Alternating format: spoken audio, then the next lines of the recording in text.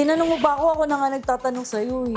Ay, naiyak naman ako. Hello mga kapuso, Jana Dominguez to. Yes po, ako po si Maria ng Pipito Manaloto. At nandito tayo ngayon sa You Love Studio.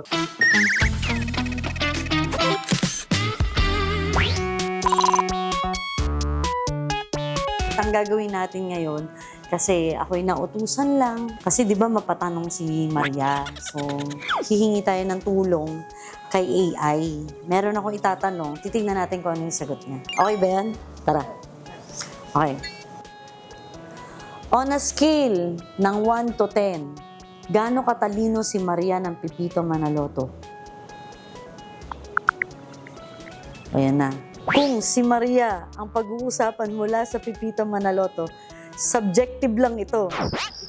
Ano yung sabihin nun? Pero bibigyan ko siya ng 7 out of 10. Oh, sabi ko sa inyo, matalino ako eh. Bakit? Number 1, practical siya. Marunong siyang makisama sa tao. Madalas siyang may common sense sa mga pang-araw-araw na sitwasyon. Parang di niya ata ako kilala, no? Hindi siya inilarawan bilang genius, pero hindi rin siya hangal. Bilang comedy character, minsan gumagawa siya ng nakakatawa o sablay na desisyon para sa kwento. Kaya kung academic intelligence ang basihan, 6 to 7 lang. Kung street smart naman at pakikitungo sa tao, pwedeng umabot daw ng 7 to 8. Ikaw, anong aspeto ng talino ang gusto mong i-rate? Sa pag-aaral, diskarte sa buhay o sense of humor? Tinanong mo ba ako? Ako na nga nagtatanong sa'yo eh. At least kilala ni AI si Maria. Di ba? Okay, meron pa akong follow-up question dahil nagustuhan ko siya. Kung magkakaroon ng teleserye si Maria ng Pipito Manaloto, ano kaya ang magandang title nito? Kung si Maria ay magiging bida sa sarili niyang teleserye, pwedeng maging magandang title nito ay Maria, Tunay na Kwento. Ganun din yun eh. Ang Mundo ni Maria. Oo, para maintindihan yung mundo ko. Kasi, lagi yung sinasabi na mali ako. Hindi, mali yung mga tao. Tama ako, sila yung mali. Wow. Maria, ikaw ang bida. Pangarap ni Maria. Number 5, Maria, puso at pag-asa. Mrs. Maria. Maria ng buhay ko. Medyo cheesy si AI pala, no? Maria, laban para sa pamilya. Ano ito, naging politiko?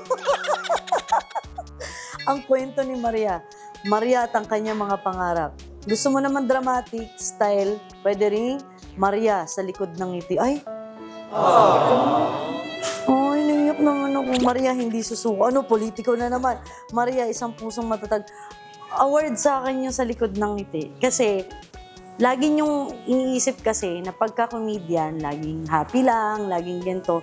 Pero, ang mga komedyante ang isa sa mga pinaka-grabe ang storya ng buhay. Kaya sila, magaling magpatawa kasi they chose not to stay sad sa buhay na meron sila ngayon. So, parang a little escape lang sa, nag-English ako talaga, sabi ko, matalino ko eh.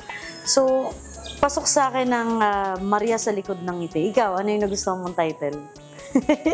Para sa comedy drama, katulad ng vibe ng Pipito Manaloto, gusto ko ang Mundo ni Maria dahil simple, madaling tandaan at pwedeng maglaman ng nakakatawa at nakakaantig na kwento. Oh, 'di ba? Pasok, pareho kami ng EA mag-isip kasi hindi yung gusto ko sa comedy. So, i-rate ko siya na pareho kami ng level.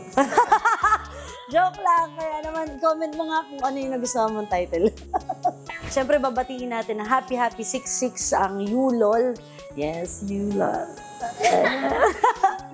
And syempre, patuloy niyo pa rin po suportahan ng Pipito Manaloto dahil tuloy-tuloy ang kwento natin yan. Every Saturday yan, 7:15 p.m. So, nag-iba na tayo guys kasi baka naalala nyo, 6:45 tayo. 7:15 tayo. So, kita-kits mga kapuso. Mwah!